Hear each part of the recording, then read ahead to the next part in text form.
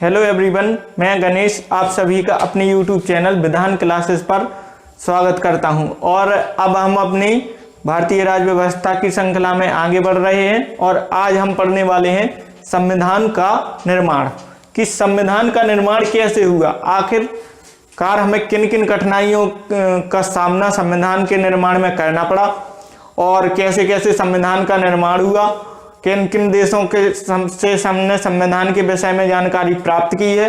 तो इसी सब के बारे में आज हम चर्चा करने वाले हैं। तो सबसे पहले हम पढ़ने वाले हैं कि संविधान सभा का निर्माण कैसे हुआ या संविधान सभा की मांग कैसे प्रारंभ हुई।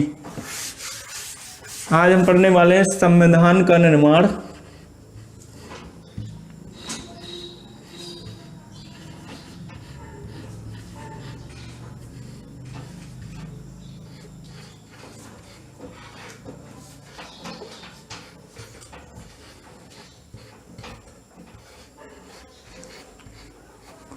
और इसमें हम पढ़ने वाले हैं सबसे पहले संविधान सभा की मांग।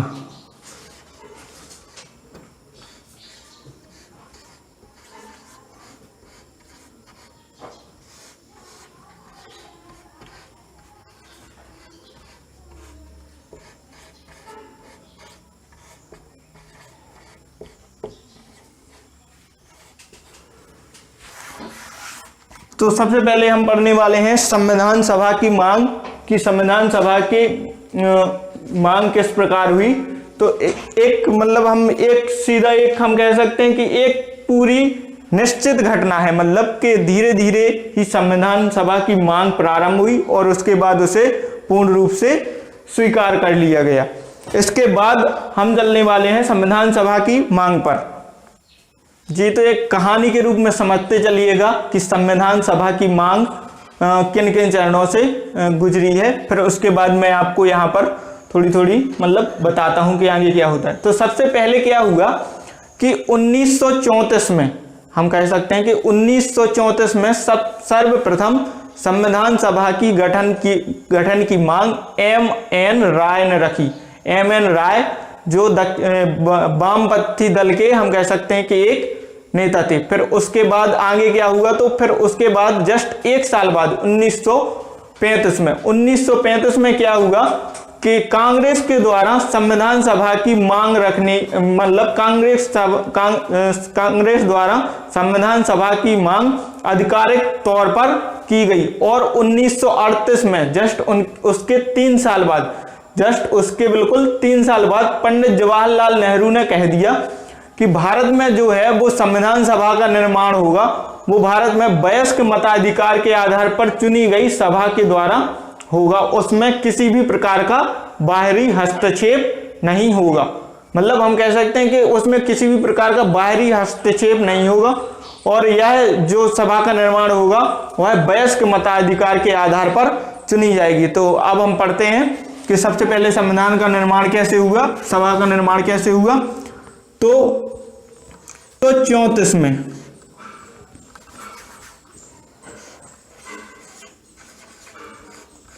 सबसे पहले संविधान के सभा के निर्माण की मांग को M.N.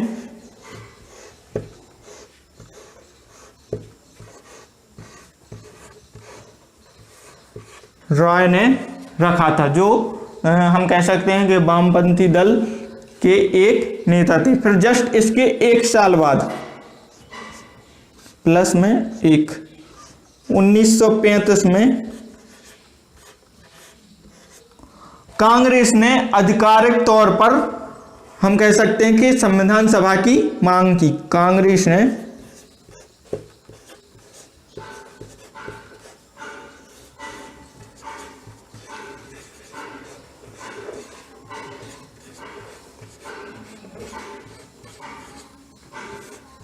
आधिकारिक तौर पर संविधान सभा की मांग की तथा जस्ट इसके फिर 3 साल बाद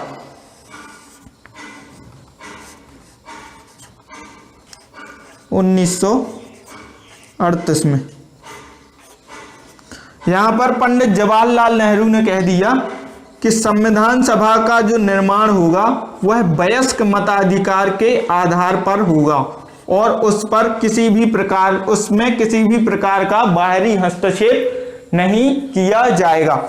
तो फिर इसके बाद जो क्या हुआ कि 1940 में,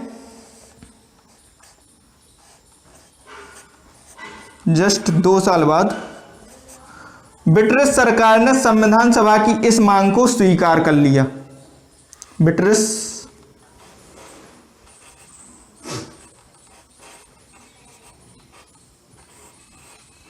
सरकार ने इस संविधान सभा की मांग को स्वीकार कर लिया और 1942 में, इसके 2 साल बाद,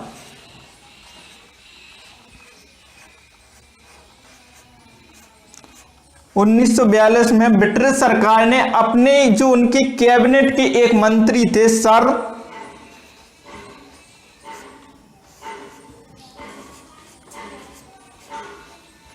स्टीफोर्ड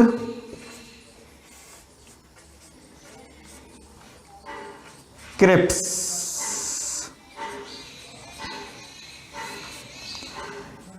ब्रिटिश सरकार के जो एक मंत्री थे सर स्टीफोर्ड क्रिप्स, इनको संविधान सभा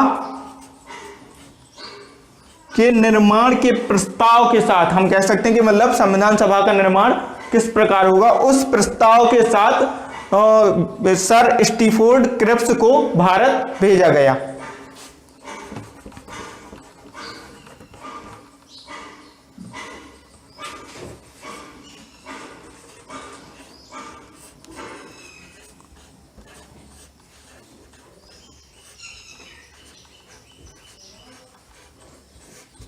भारत भेजा गया। तो इन घटनाओं को आपको ऐसे ही याद रखनी है, नहीं तो डेट बाय डेट आप याद रखेंगे कि 1934 में ये हुआ, 1935 में ये हुआ, तो वो याद नहीं रह पाएगी।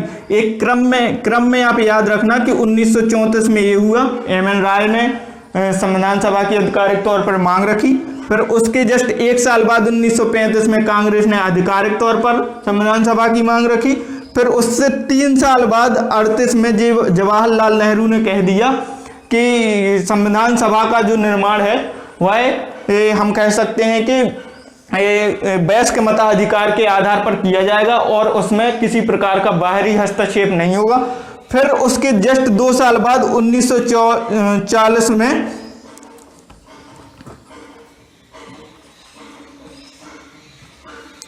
ब्रिटिश सरकार ने इसकी मतलब हम कह सकते हैं कि संविधान सभा की मांग को स्वीकार कर लिया और उसके जस्ट 2 साल बाद सर स्टीफोर्ड क्रिप्स को भारत, जो वहां के कैबिनेट मंत्री थे, भारत में संविधान सभा के निर्माण के प्रस्ताव को लेकर भारत भेजा गया।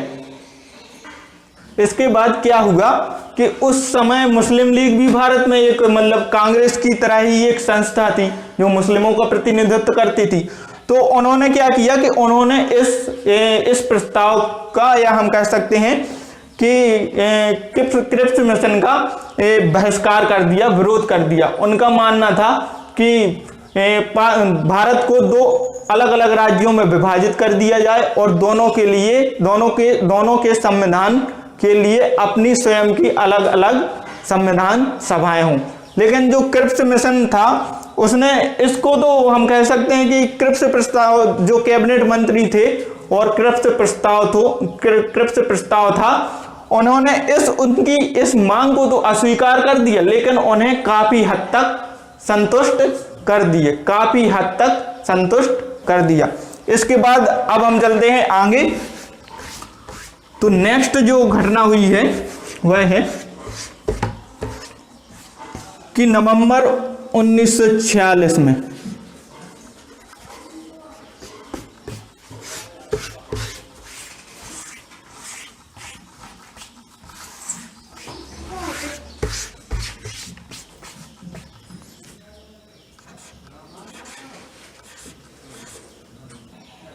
इसके बाद जो पहली घटना हुई वह हुई नवंबर 1946 1946 में संविधान सभा का गठन किया गया।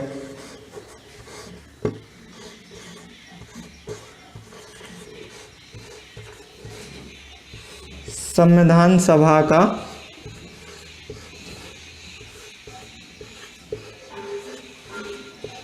गठन किया गया। संविधान सभा का जो गठन है वह हम कह सकते हैं कि नवंबर 1946 में किया गया। अब यहाँ पर संविधान सभा के कुल सदस्यों की संख्या 389 रखी गई, जिन्हें 2 समूहों में बांट दिया गया।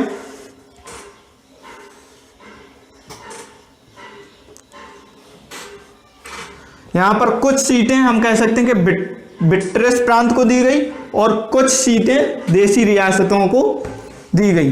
तो इनमें से जो 93 सीट थी,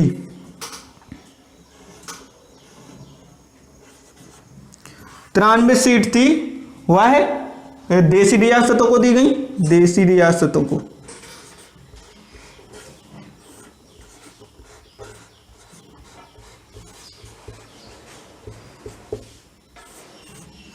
और जो हम कह सकते हैं कि 296 सीट थी वो ब्रिटिश प्रांत को या ब्रिटिश भारत को दी गई।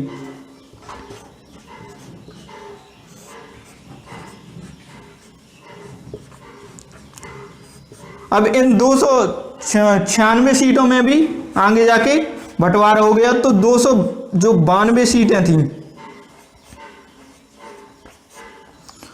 292 सीटें थीं वहां पर गवर्नर की हम कह सकते हैं कि जहां गवर्नर प्रांत या ब्रिटिश प्रांत थे वहां से चुनकर आए थे, चुनकर सदस्य आने थे। और जो 4 सीटें थीं ये आयुक्त प्रांत, जहां पर आयुक्त प्रमुख होते थे, यहां पर गवर्नर प्रमुख होते थे, इन प्रांतों से ये सीटें चुनकर आने थी। और यहां पर जो आयुक्त प्रमुख होते थे,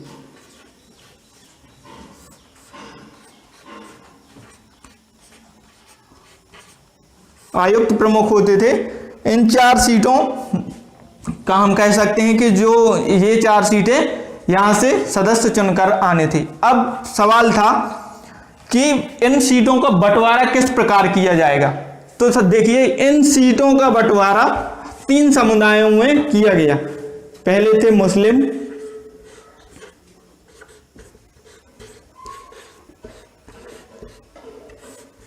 फिर थे सिख और तीसरे हम कह सकते थे सामान्य। तीसरे हम कह सकते थे कि तीसरे जो पहले थे मुस्लिम, दूसरे थे सिख और तीसरे जो अन्य थे वो थे सामान्य, जिनमें मुस्लिम और सिख नहीं आते थे। मतलब हम कह सकते कि वो मुस्लिम और सिख उनमें नहीं आते थे। और इन सीटों का बंटवारा जो है वह 10 लाख जनसंख्या, 10 लाख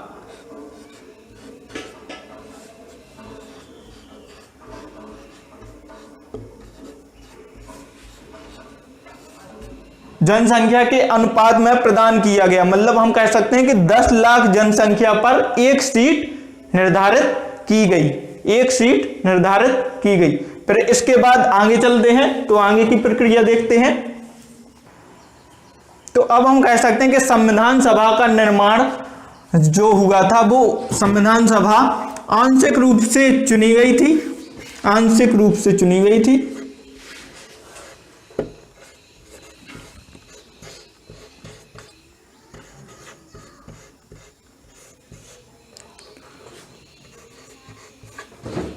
चुनी और आंशिक रूप से नामांकित थी।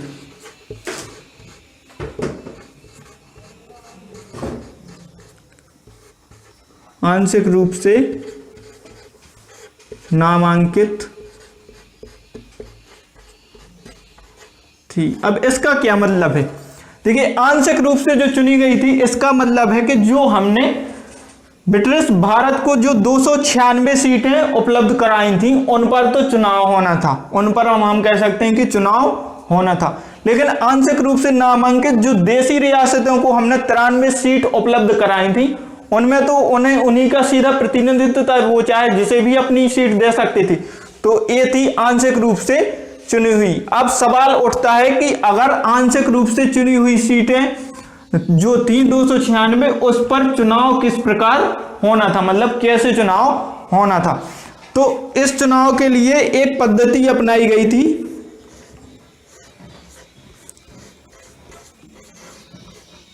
एकल संक्रमणीय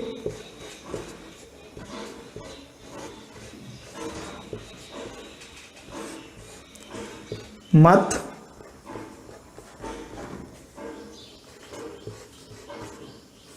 पद्धति एवं समान प्रतिनिधित्व।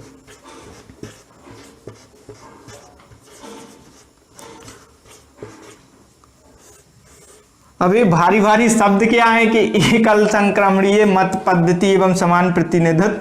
तो इसका मतलब समझिए कि मान के चलिए कि जैसे मैं यहां आपको समझाता हूं कि first A B C D किसी सीट से, मतलब या हम कह सकते हैं कि किसी पद से ये 4 व्यक्ति खड़े हुए। तो समान प्रतिनिधित्व का मतलब है कि जो भी आप, मतलब जो भी हम कह सकते हैं कि जो भी व्यक्ति अपना मत देगा तो वह इन सभी को देगा, A को भी देगा, B को भी देगा, C को भी देगा और D को भी देगा। और एकल संक्रमणीय मत पद्धति का मतलब है कि आपको सबसे पहले मतलब प्राथमिकता किसे देनी है, मतलब आपकी पहली पसंद कौन है। जैसे आपको पहली पसंद है कि पहली पसंद मेरी C है, तो यहाँ पर आप C पहली पसंद अपनी लिखिए, फिर B है जैसे मेरी पसंद तो फिर B लिखिए, फिर A है तो फिर A लिखिए, और फिर D है तो फिर D लिखिए। ऐसी यह है एकल संक्रमणीय मत पद्धति। समान प्रतिनिधित्व का मतलब है कि आपको वोट सभी को देने हैं, चारों को ही वोट देने हैं। और एकल संक्रमणीय मत पद्धति का मतलब है जैसे कि आपकी पहली पसंद C है तो आप सबसे पहले C को ऊपर रखिए या C को सबसे पहले वोट दीजिए, फिर B को, तो फिर B को, फिर A को, फिर D को। तो इस प्रकार एक आंशिक रूप से चुनी गई जो सीटें थी उन पर चुनाव एकल संक्रमणीय मत पद्धति एवं समान प्रतिनिधित्व के द्वारा हम कह सकते हैं कि हुआ था। इसके तो अब हम कह सकते हैं कि संविधान सभा जो है वो आंशिक रूप से चुनी गई थी और आंशिक रूप से नामांकित थी। इसके बाद आगे चलते हैं, तो आगे हम देखते हैं कि क्या हुआ था। इसके बाद जो सबसे आगे की घटना हुई, यह घटना बहुत ही महत्वपूर्ण है, यह घटना बहुत ही महत्वपूर्ण है। मैं यहां पर लिख रहा हूं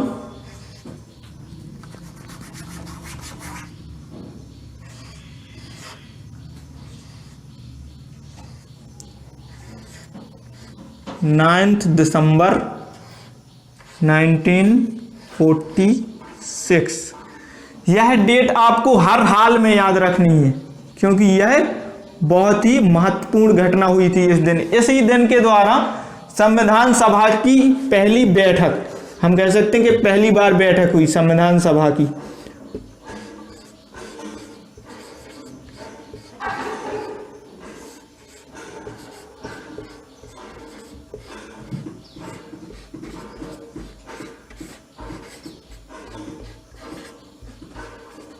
संविधान सभा की बैठक हुई। तो ये वाली डेट है जो आपको याद रखनी है।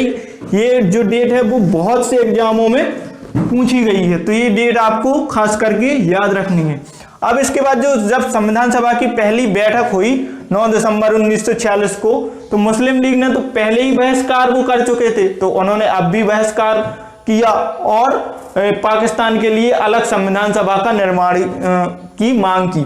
इस कारण से इस सभा में केवल 211 सदस्य ही, हम कह सकते हैं कि 211 सदस्य ही शामिल हो सके। और जिस तरह मतलब हम कह सकते हैं कि जिस तरह फ्रांस की जब फ्रांस की संविधान का सभा का निर्माण हुआ होगा तो वहां पर सबसे वरिष्ठ व्यक्ति को हम कह सकते हैं कि संविधान सभा का अस्थायी अध्यक्ष चुना गया होगा। तो उसी प्रकार हमारे यहाँ भी हम कह सकते हैं कि संविधान सभा के सबसे वरिष्ठ व्यक्ति हैं डॉक्टर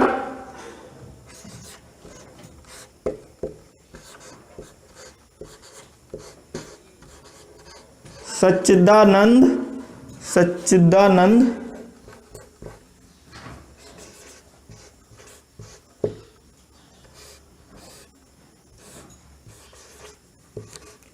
सिन्हा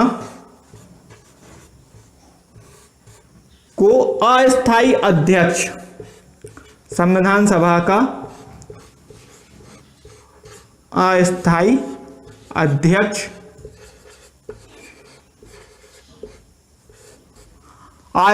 अध्यक्ष के रूप में डॉक्टर सच्चिदानंद सिन्हा को चुना गया। इसके बाद 11 दिसंबर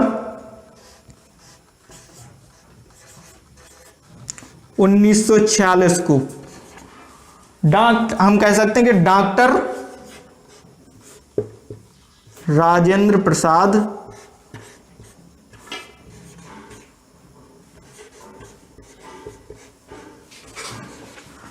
को स्थायी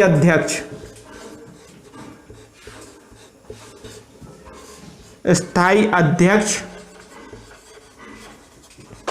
के रूप में चुना गया। और इस संविधान सभा के 2 उपाध्यक्ष भी थे, 2 उपाध्यक्ष थे, वो उनके नाम हैं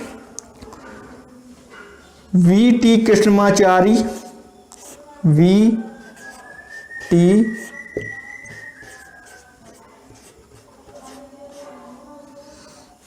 कृष्णमाचारी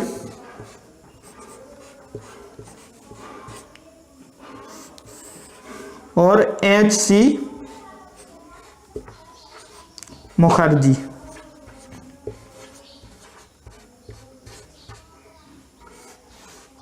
ये दो संविधान सभा के उपाध्यक्ष के रूप में चुने गए थे। उपाध्यक्ष के रूप में हम कह सकते हैं कि ये दोनों व्यक्ति उपाध्यक्ष के रूप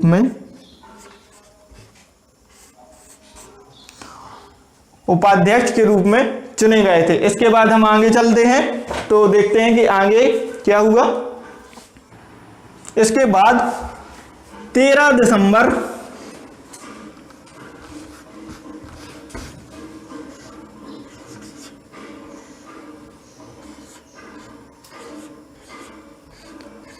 1946 को पंडित जवाहरलाल नेहरू, पंडित जवाहरलाल नेहरू ने एक उद्देश्य प्रस्ताव पारित किया। उद्देश्य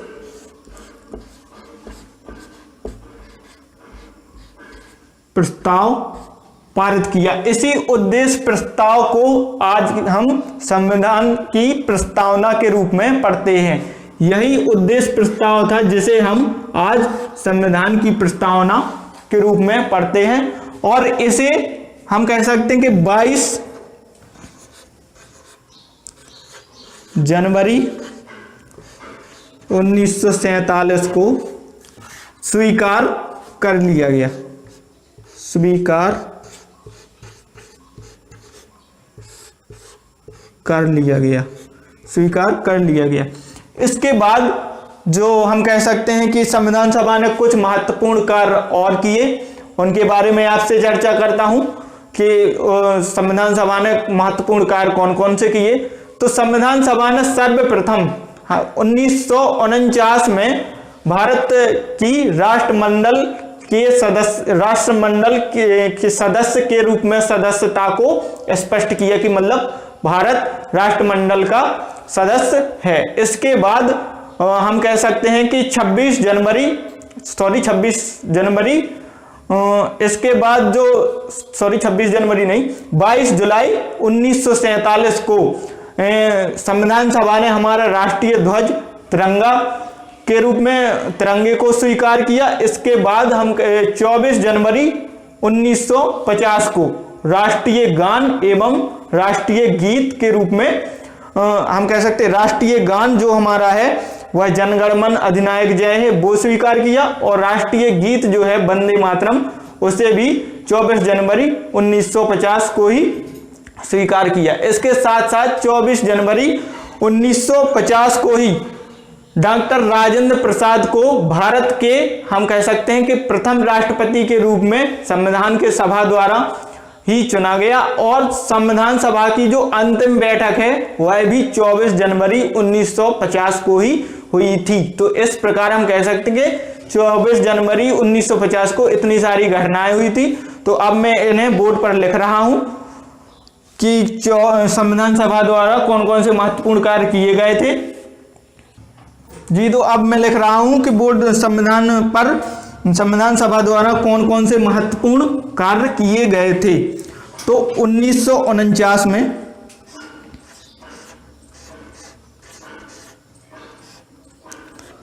राष्ट्रमंडल की सदस्यता स्वीकार की, राष्ट्रमंडल की सदस्यता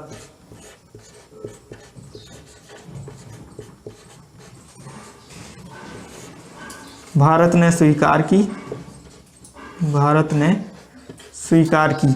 इसके बाद जो 22 जुलाई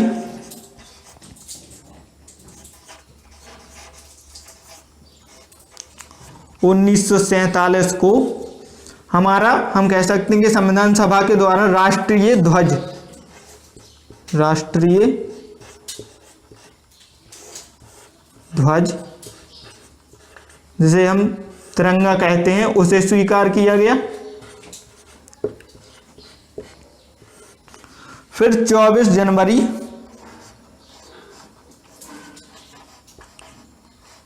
1950 को राष्ट्रगान,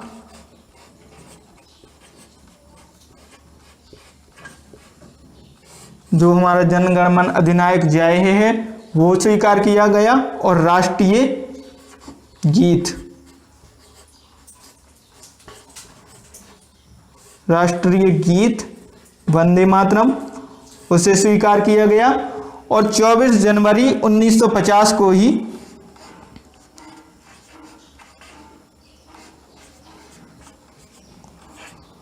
डॉक्टर राजेंद्र प्रसाद को, डॉक्टर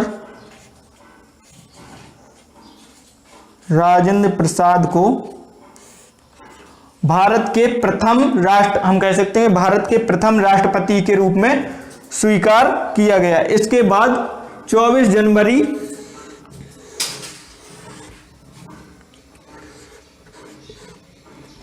1950 को ही संविधान सभा की अंतिम बैठक हुई,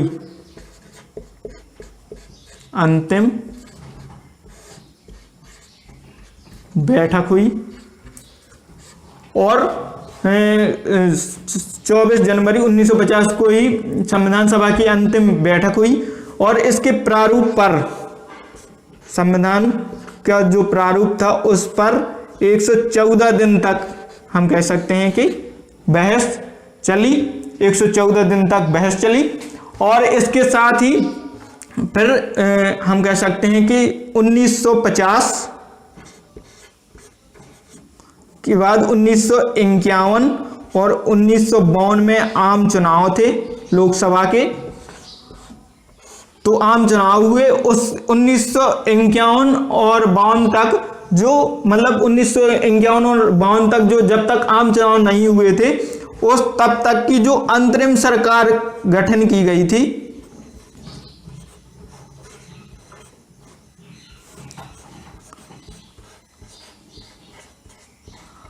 अंतरिम सरकार गठन की गई थी, उसी के द्वारा हम कह सकते हैं कि देश का संचालन किया गया। अब अंतरिम सरकार क्या थी इसे भी समझ लीजिए। जब हम कह सकते हैं कि 1947 में भारत आजाद हुआ और 1950 तक जब तक कि नई सरकार मतलब चुनाव के द्वारा नई सरकार बन नहीं गई, उस अवधि में इसी सरकार के द्वारा भारत का संचालन किया गया था। तो ये थी अंतरिम सरकार, और ये सभी घटनाएं आपको याद रखनी है, ये किसी भी एग्जाम में पूछी जा सकती है कि कब क्या हुआ। तो इसके बाद हम नेक्स्ट अपनी घटना पर चलते हैं और आगे चलते हैं कि आगे क्या हुआ जी। तो इसके आगे की घटनाएं हम अपने इस लेक्चर के अगले पार्ट में करेंगे। और यदि आपको हमारी वीडियो पसंद आती है, अच्छी लगती है, तो प्लीज़ उसे लाइक कीजिए, सब्सक्राइब कीजिए, शेयर कीजिए और साथ ही साथ बेल आइकन को जरूर दबा दीजिए, जिससे आपको आने वाली वीडियो की नोटिफिकेशन मिलती रहे और मेरे साथ पढ़ते चलिएगा। Thank you, good luck.